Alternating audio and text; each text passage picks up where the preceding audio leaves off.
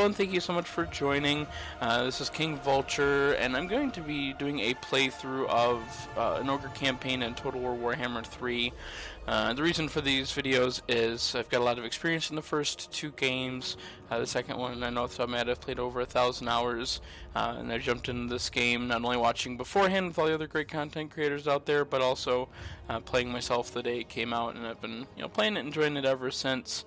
The reason I'm making this is, now that I've kind of know what I'm doing here, I want to make a video maybe for people that are new to the series and want to check out this new game.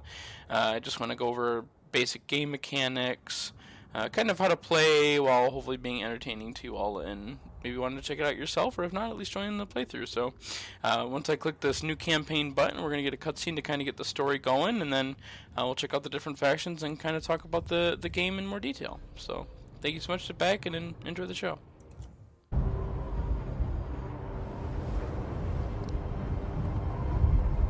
This world has been sundered by a tide of arcane energy.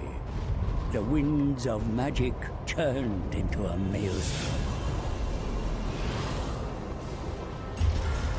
The Tome of Fate drew me north to find out why. It guided me to a distant fortress steeped in blood. A battle was fought there. Though long over, the spirits still lingered. In the shadow of a broken portal, the trail ended. It was here the tome conversed with the dead. They told of Urson, the bear god of Kislev, lost in darkness. A noble prince ventured to save him, yet he strayed from the path and was corrupted by chaos. Savior became executioner. A single shot, bound in faith forsaken, pierced Urson's heart. And so the bear god roared. The tide that broke the world. Spirits, where lies Urson now? Is he here in the north? Beyond the maelstrom, in the realm of chaos, in the forge of souls. Is he alive? Wounded and dying, imprisoned in shadow. What shadow? A demon's? A master of the dark.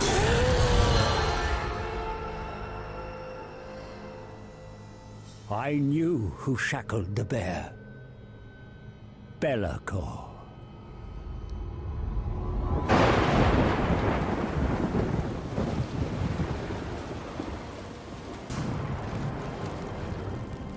Only a fool would challenge Be'lakor. And yet, the power of a dying god, there is no greater prize. A mere drop of Urson's blood would break my curse, ending my servitude to this accursed book. Free to profit from its secrets. But Urson is locked in the Forge of Souls, deep in the realm of chaos, and I cannot enter this nightmarish domain.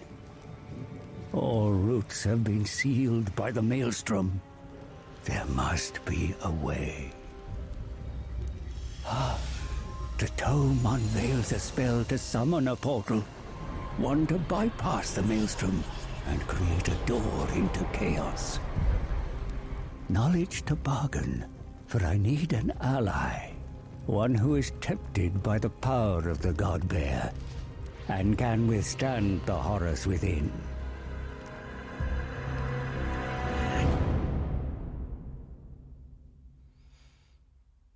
Alright, pretty awesome. They definitely spared no expense when it comes to the cutscenes in the game, as I have been really enjoying the cutscenes. But anyway, here we go. These are the 8 factions that you can play. The Ogre Kingdoms being a pre-order bonus that you need for the game. The other 7 available for launch. You can click and kind of read their lore on the right if you want, but more importantly on the right here, it's going to show you their different campaign mechanics that the different factions have. Before maybe committing to a campaign, you could always check out other people that have played through Let's Plays of different campaigns, see which one that you like, and then before giving it a go yourself. No, I know there's a lot of great games out there, and they're all asking for premium asking price of $60, and we don't all have that kind of money to throw away at a game. But if you are interested in trying this out, it is on the Microsoft Game Pass. I know they had a special promotion going where it was only $1 for your first month, and then it's only $10 a month after that. And this is actually on that, so it's really only $1 to give it a go, and it's definitely worth your time. But I'm going to go with the Ogres. There's different faction campaign mechanics, but they can set up camps, which they can do various different bonuses from there. It's a very important campaign mechanic. You got to feed your army with meat, which is gained from either fighting or other buildings or sources. You can also do some mercenary contracts to earn you a little bit of extra money.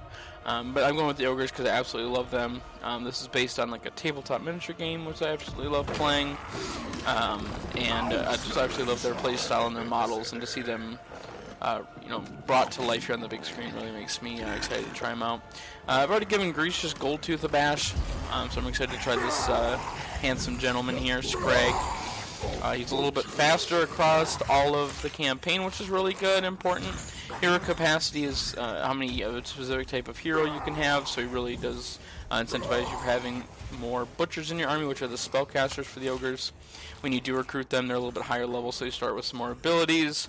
And for the Lord Army itself, he heals his Gorgers, which are a type of unit that we'll go over because we start with a couple for his army, and they're also cheaper. Upkeep is the amount spent basically per turn on your army. I've seen a lot of people just throw a lot of Gorger units in this army. They heal fast, they cost cheap, they hit hard, and you have a great time. Now the difficulty I'm playing on, hard for the campaign, normal for battle. You can go all the way up to even very hard or legendary. I'm going to be focusing a little more on sort of tutorials and helping people, and I don't really necessarily need to be trying hard. There's a lot of great people out there that can play harder difficulty. I'd hate for this to go sour 3 turns in and have to start over, so we'll start with this now. It's not the very easy, so hopefully it'll give me a little bit of a challenge. I like the harder campaign over the harder battle, just because more things kind of happen in the campaign. Battling is just raw numbers, so it just makes battles last longer and more difficult for you. So we'll give this a go. Once I start campaign, we're going to watch another cutscene, but I do find the ogres very entertaining, so hopefully we'll enjoy that cutscene. We'll hop in, and we'll kind of go from there.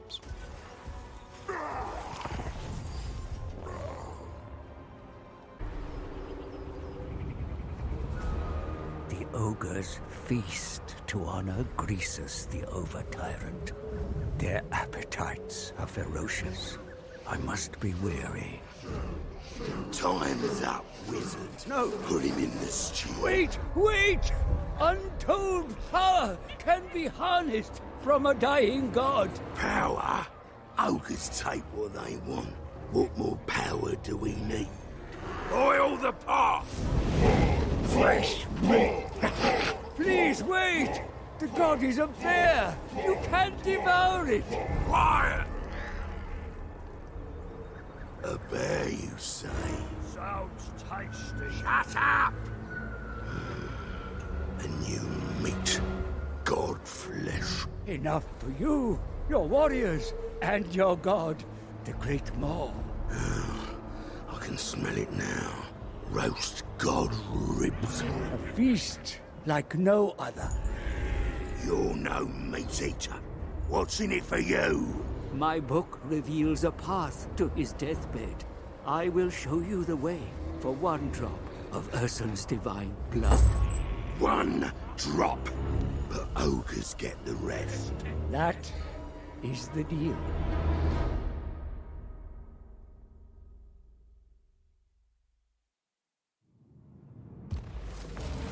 Our goal is to claim Ursun. The ogres will eat their weight in god flesh and throw the leftovers into the Great Maw. Oh, Great Maw. What should I do with this piece of gristle? Does it go in the pot? No. I say, first we listen to him, then we can eat him. If you need meat for your pot, then we should start with the dwarfs, Great Prophet.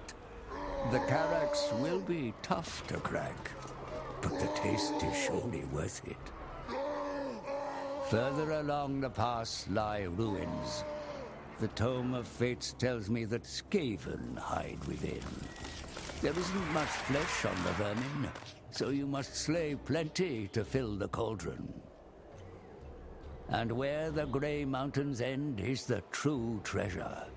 Marienburg, a city rich in gold and supple flesh. Beyond lies the Empire. So much blood for your part. Enough to summon the rifts and hunt for god meat in the realms of chaos. Of course, it is possible to bypass the dwarfs and head straight for the heart of the Empire, which is ripe for plunder. But perhaps that's a riskier strategy. Listen to your gut, Great One. Let its rumble guide you, and together we will seek Ursun and finally sate the Great Maw. Alright. So, the meat, which we talked about earlier, it's one of the resources that you have to manage. Surplus, you can get some army boosts, we'll go over that. Ogre camps, that's the thing that you can build and recruit from. That's the only way to get higher tier units. So better units require usually to have better buildings, which most settlements can just build. Not ogres, they've got to build a camp and then load up the camp separately. Big names is buffs you can give to your lord, you have to earn them, and then you can pick which one you want to get, and then you've got the contracts, which will be available in 10 turns. Scrag, I travel with you, rather than the over-tyrant. For who better to seek a god than one who talks directly to them? But first, we must deal with these dwarfs. Okay, so the first mission here is to take out, defeat an army belonging to the following faction, Carrick Ziflin, which are these dwarves. We got $1,000 and a hero. I do like that the little quest will appear now over here. If you click the button, you can see a list of your objectives. Eventually you'll get a whole big list of them. You can unpin or pin them if you want to see or keep track of different ones. You can also check your victory condition. Right now, it's the Forge of Campaigns, which is Souls of Campaigns, what we're doing now. You're going to have to go through each of the 4 different realms, and then you can do a final battle. You can also win through Domination, but most likely you'll win through the Souls of Forge victory condition. Now, here's our legendary Lord Scrag. I absolutely love the look of him. I just love that he's got a hook and a saw as hands. So imagine trying to do any trivial thing, like eat or wipe your butt. Like, I don't know how he does that with a saw and a hook hand, but more power to him. This is the army that you start out with. It's pretty basic. At the top here it'll show your upkeep. That's how much money it costs per turn to keep it up. Over here as well it shows you your total income, so it's your income minus your expenses. Seeing as the army costs $13.39 and my upkeep is $13.39, they balance out to $12.11. So let's say you figure that out. You start with $5 grand. You also have another thing to worry about, which is meat, which is 11. This isn't tracked universally like money is. It's actually per army. So if I were to raise another army, it would track its own food separately and earn its own separately. So that's kind of interesting. You've got a couple of nobblers, which are kind of like the weedy sort of meat shield quantity over quality part of your army. These ones throw knives. You've got the gorgers that we talked about earlier. These people are so driven by hunger that they're almost like cannibalistic and vicious and wicked, and they run on like all fours. They're really cool to see. Got a couple of basic ogres, one with 2 weapons, one with shields, and some little kitty cats. You can kind of see the stats over here. We'll go over that once we get into battle.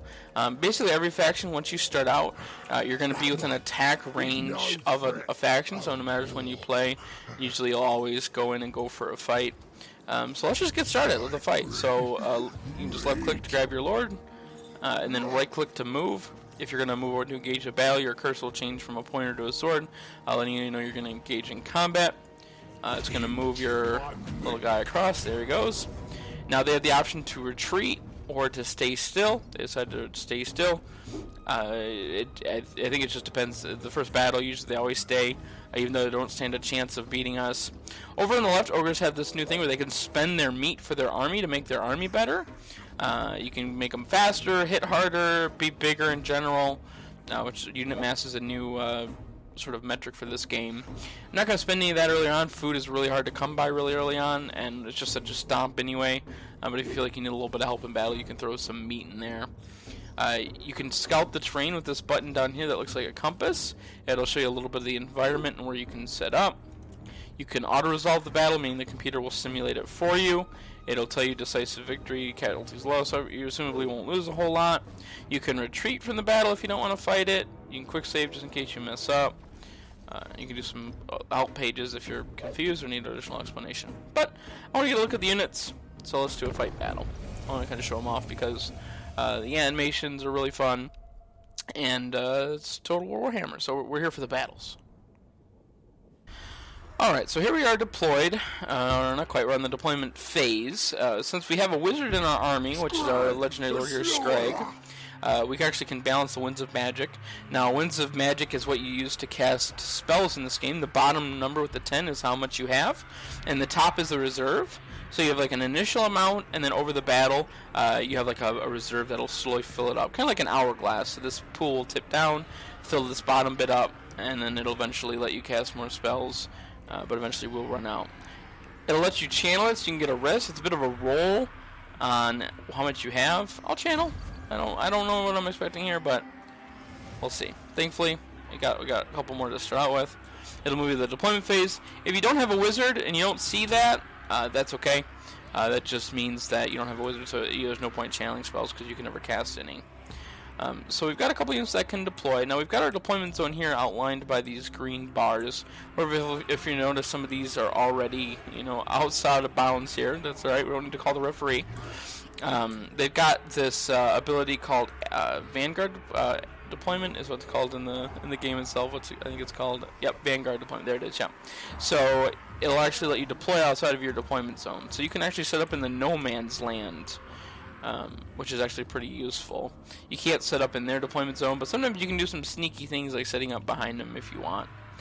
But the first and most important thing about a Total War games is sort of grouping up your units in control groups. That'll let you control large amounts of units at once, and you typically want to group together ones that fill the same role. So sort of the backbone of our army are these nobblers, which let's take a look at them because they are absolutely adorable.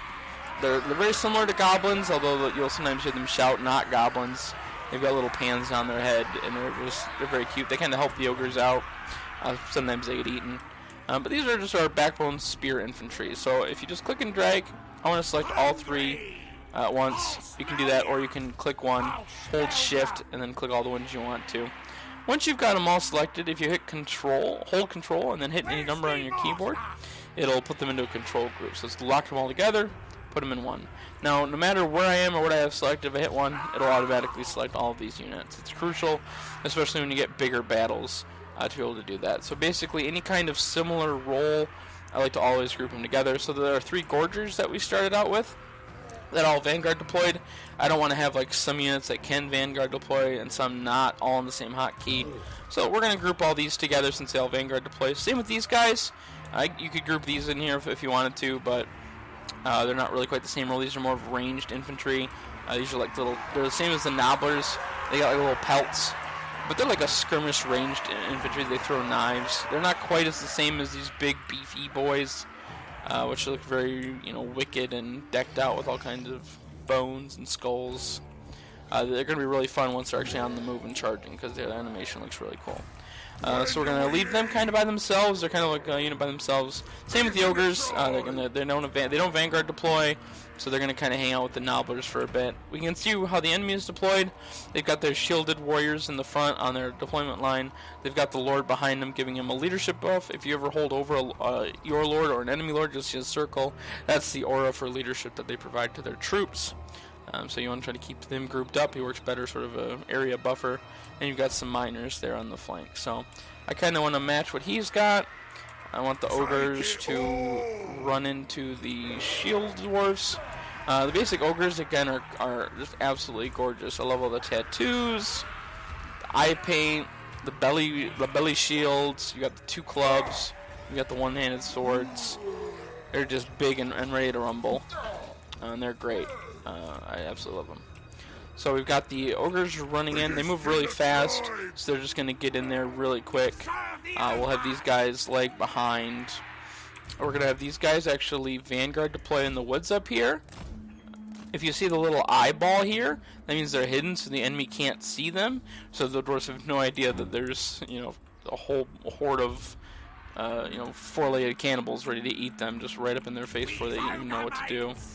We've got our legendary lord. He's gonna sit with his army, again the same aura of leadership debuff. Buff. He's got 2 spells: Brain Gobbler, minus 16 leadership to unit. You can kind of see him duration. You know, 18 seconds. You have to wait 28 seconds for it. You can also right-click to get. You can actually see them cast a spell. It's got a little bit of a range. It's a Bull Gorger. Oops, sorry about that. Bull Gorger will buff one of your units, so he's just got a basic buff, basic debuff, and so he'll just help support the army. And then you've got a bunch of kitty cats, which I absolutely love these guys. They're not very good by themselves, but once you get a hunter, which is a unit type, he actually is like a cat wrangler, and he gives massive buffs to your cats.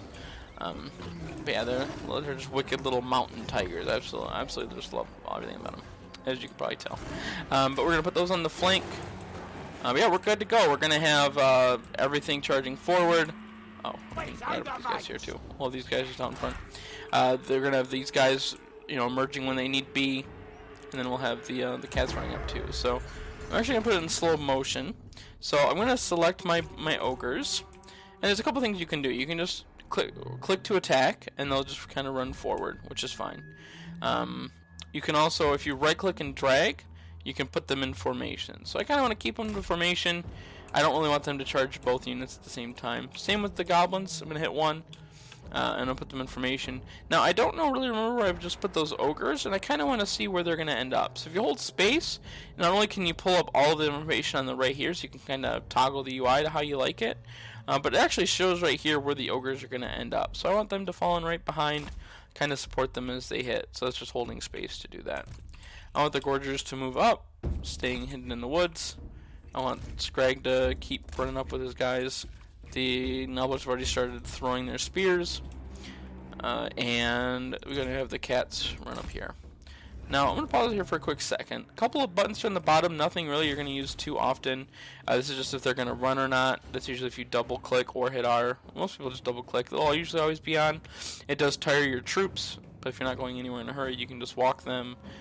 You can hit backspace or just hit this button to stop what they're doing. Again, group is what we did earlier with the control.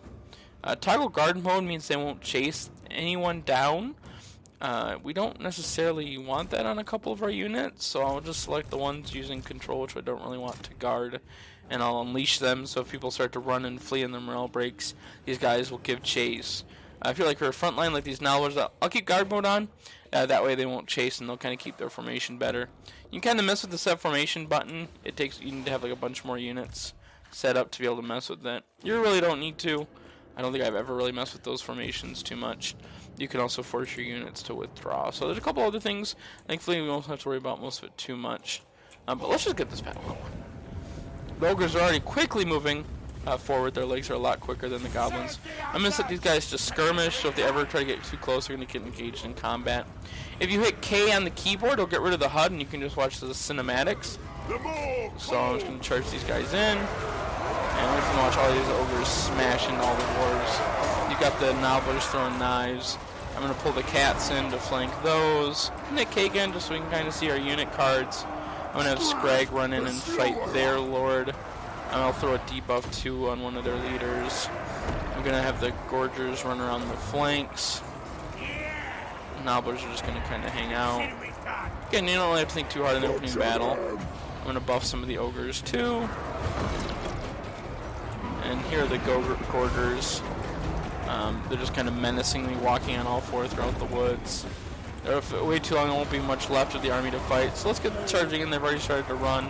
They run on all four, and then once they get into combat, they go crazy. Doing front flips, swinging their arms wide. You got the bulls hitting them. There's like 4 dwarves here left. Look at the Nobblers, and they've already started to rout. The skull means they've already fled and they'll never come back. If they just have a white banner, they could regroup.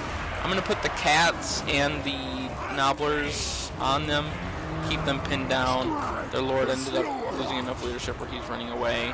There's just a big old blob of ogres here, just finishing up the dwarves again. There wasn't really much the dwarves could do here. They didn't have any elite infantry. They were completely outnumbered. You can run them down for experience if you'd like. Get some extra people post-battle. It's not really the end of the world if you want to do that. You can kind of like farm XP a little bit. I'm just going to end the battle. You can save the replay if you want, do a rematch, or just continue on. So we got a really good victory. So we'll just take it to the bank and move on.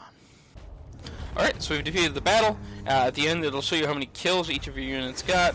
Another feature they added late into Warhammer 2 is if you hover over it, it'll also show you damage dealt.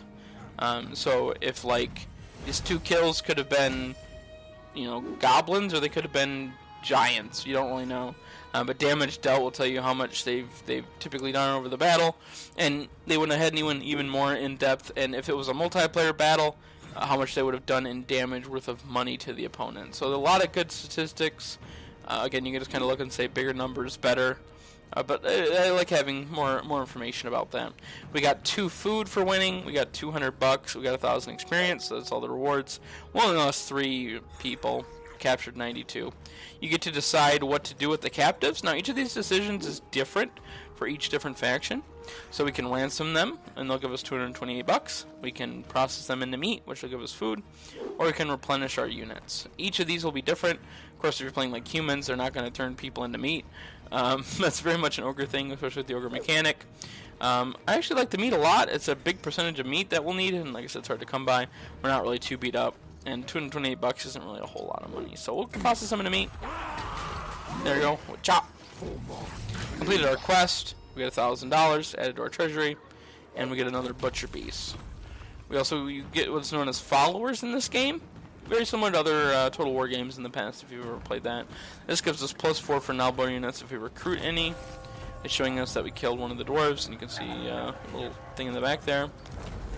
We got a big name unlocked for Scrag for doing one of his stuff. We can look into that. A potent ally has joined your ranks. Embed them in your army.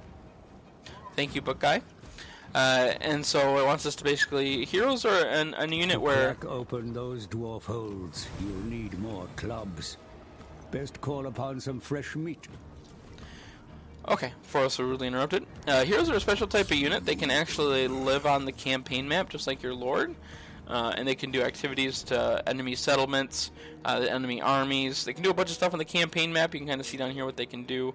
You can slow people's healing, try to just outright kill people, steal some technology.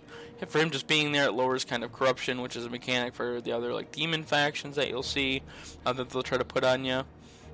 And if he's embedded into an army, he heals. So whether he's just locally in an area, you click him on a building, or he's in your army, he'll always be doing something. So they're great additions to your faction. They're pretty expensive, $250 just for one guy. You can basically get like a whole unit of ogres for that. But he's a spellcaster, and but guy wants us to embed him into an army. So all you have to do for that is click him. You can kind of see in green where he can move. We just want him to move up here. It'll change your cursor to those 2 arrows back and forth. And we want him to do an action to replenish. That's all the action you have, whether he needs replenishment or not. That's just like the only choice. We have $500 to complete that quest. Great. Alright, now, if you see the arrow up here, it'll also tell you down in the bottom right before you can end your turn. It wants you to assign a skill point. So what you can do is either click that button, or most commonly if you hit on the bottom left here, this number 2, it'll open up your skill tree. Now, don't be too scared off by this. They added a lot of, options. You can go to a lot of details. So if you go to details, you can actually loot magic items, like it's an RPG, which it will gather throughout the game. Ancillaries are kind of like followers. We got the Nalbar Chief there from that last battle, automatically equipped to him. We'll go to skills. Now, the one at the bottom, normally known as the blue tree, is all stuff campaign, helps healing, movement, research, battles, any kind of thing on the campaign.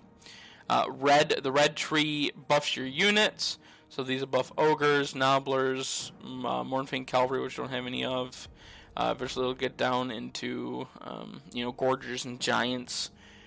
Not everyone will have this tree. It doesn't really have a color associated to it, but if they're a wizard, then you can actually unlock more spells. So we already had Bull Gorger in the last battle, but we can actually upgrade it to Bull Gorger Upgraded, and that'll make it better. In this situation, it'll We can overcharge it to extend the effective duration. Every legendary lord will have these sort of trees at the top. Even regular lords have these. Ones at the top here, like Tolerant to Toxin and Toothy Nobblers. Those are kind of shared usually between your faction leaders. This tree specifically right here is per legendary lord. So every different legendary lord will have a different one. So even if we load up, the other ogre legendary lord, he'll have his own row here. With some of these still being very similar, these will be completely different. So this upgrade, if we do a point offered a Great Maw, is cheaper. I haven't seen that yet, but we'll get to it eventually. Or a chance of intercepting an army trying to like cheat movement, basically gives us a better chance to get a hold of them. But I'm not going to worry about those too much. They're a little bit more situational, and we don't have a lot of extra food to throw into the pot. It's kind of well known that Route Marcher is just one of the best skills in the tree. It's blue. They did nerf a little bit from 10% to 5%. I still think it's worth taking, especially since his army-wide ability, campaign to 5%. So any kind of campaign movement, not only is it generally good in Warhammer games, but also it just stacks really well with his already existing lore. So grab that, 1 point, leveled up. Again, you kind of treat your characters like RPGs, which I do really like. So we got some big names. We got 4 to choose from. You can only really have one active at a time. This is when a battle against an army led by a spellcaster. We get Maw that walks. I don't know what the requirement for this is, but maybe win a battle. Pretty easy to get. End your turn with over 50 meat. So I think we'll probably get that too because we've got a lot of meat. And this will give us more meat. They're pretty relevant to what you're doing. So that win 5 battles, World Swaller, we got diplomatic relations and campaign movement, which is pretty nice. Boys will pick one. It's free, so meat generated 2, Lord's Army. More meat never hurts. We'll have a big name for a couple of turns. We can change it, but then we'll have a couple other big names unlocked, and we can learn about it later. We have a legendary quest to actually get us Cauldron. Will be issued at rank 10. So once we get level 10, we'll get a quest battle, which is usually pretty cinematic, to get a cool, powerful item. So we'll worry about that later. Now, we want to recruit some more units. The objectives right here, fresh meat. Recruit 2 new units. So how you do that, recruiting, of course, you're not going to be able to take over the world if you can't recruit more units. At the bottom, this is the offer to the Great Maw button that we talked about. You can spend food for temporary buffs, melee attack, more movement, cheaper global recruitment, or Winds of Magic. They're nice, they're cute, they're helpful, but running out of meat will just destroy your army in a matter of turns. So only do that if you know you have like an abundance, which we have 60, which is nice, but I'm also trying to unlock that big name, and we're casting 12 a turn just for this, so I'm not going to waste any right now, although those are really good useful buffs. We're going to go to recruit. These are the units you can recruit. The money on the amount is how much it costs initially, and at the bottom it's per turn. So unit of Nobblers, $200 initially, 50 each turn. Ogres up 500 up front, 120, 50, 125 upkeep. Typically, you would just get some Ogre Bulls just because they're so good. I already have 3 units of Nobblers, or Engorgers, which are already kind of like super ogres, so I don't really feel like I need more of these. We're not making a ton of money each turn. We're already recruiting these at unit rank 4, so it's almost as though they've leveled up 4 times, so they're really not that bad. So I'm actually going to grab a couple of Nobbler units that'll help fill our ranks, give us some more numbers, and really help fill that out. It'll also complete our quest for cheap. We gotta go to research now. There's a lot to do on our first turn, so this entire video might even just be our first turn. But once you get through your first turn, it does go by a lot quicker. Because now we've got to choose a technology. Everyone's technologies are going to look a bit different. These are divided up into sections through different camps. We only have one choice, so it'll be easy. We'll get an army ability to slow someone down. We'll have the ability to build a camp, which we've talked about already for different mechanics. So we'll 3 turns research, that's our only choice. Once that's researched, then we'll have some more options of what to do next. They're pretty easy for now.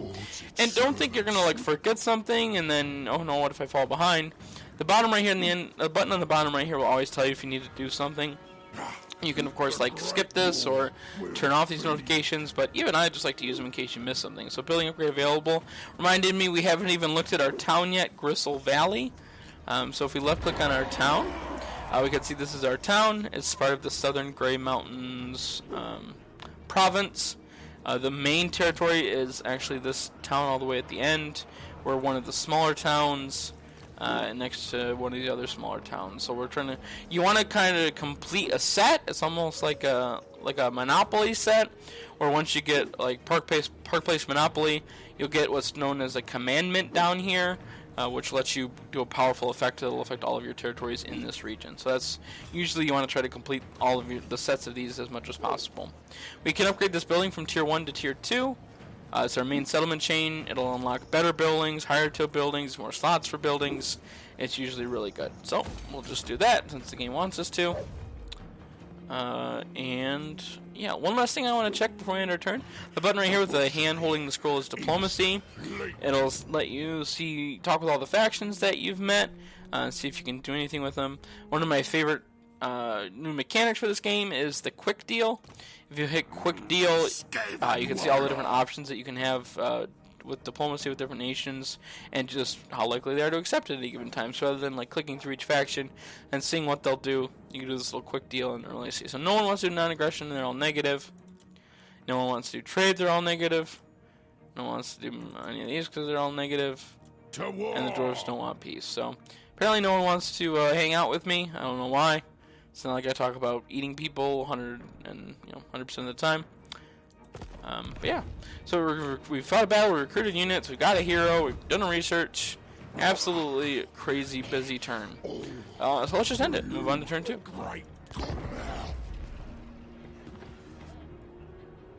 So as the turns progress, it'll show all the different factions. Thankfully, it's quite quick. We got that big name unlocked because we ended with a bunch of food. We completed our quest because we recruited 2 units, got $1,000. The riches in the vaults of Karak-Asgaraz will keep your expedition fully stocked. And what you can't spend can be eaten. It wants us to capture this territory. Again, as part of our Yu-Gi-Oh set. We'll get $1,000 and a magic item. Even more incentive. It's a very good early game to kind of direct you to what you need to do. With all the quests, eventually once you get to mid-game, you'll kind of not really know what to do, so hopefully when we get there I can kind of walk you through what you can kind of do to work on how to handle the mid-game when we get there. But I just want to take this town, so I'm going to select my army and keep on trucking. Alright, so here's the town. Again, we can spend meat to buff our army just like we could before. We can scout out the battle. It's actually going to be in a settlement battle. So they're going to have walls and defenses. The new minor settlement battles in this game are just awesome. They've done so much work in these that I'm really enjoying them. They're going to have points to spend on upgrading their defenses. It makes it a lot more thematic. Get encircle them, try to tuck them out with attrition. We can just fight the battle, or we can just break the siege and run away. Not very ogre of us. But we're going to encircle it. Because let's fight this battle next time. It's a bit lengthy.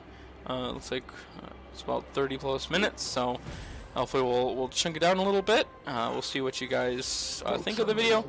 Any suggestions, thoughts, things you'd like to see, things you'd like to cover. Eventually I'll get some more into some advanced battle techniques once we get into some harder battles. There's some really cool tricks I'd like to show you on like how to do well with winning combats. I don't want to overwhelm you too much. One of the other great features about this game is you can actually name every single one of your unit. If you click on their little card, you can boot them, save their loadout, or rename them. So I can literally rename anybody. And you can do that for not just the heroes, but also any of the other units. So if you have any unit suggestions, if you want to name this unit Nalbors after your friend or your cat, or whatever you want me to name it ever, as long as it's family friendly, I'd be happy to name any of these, even the Gorgers. The only thing I can't rename is the Legendary Lord. So if you see this later on, I'll also mention a couple times. Just throw the names in the first episode here.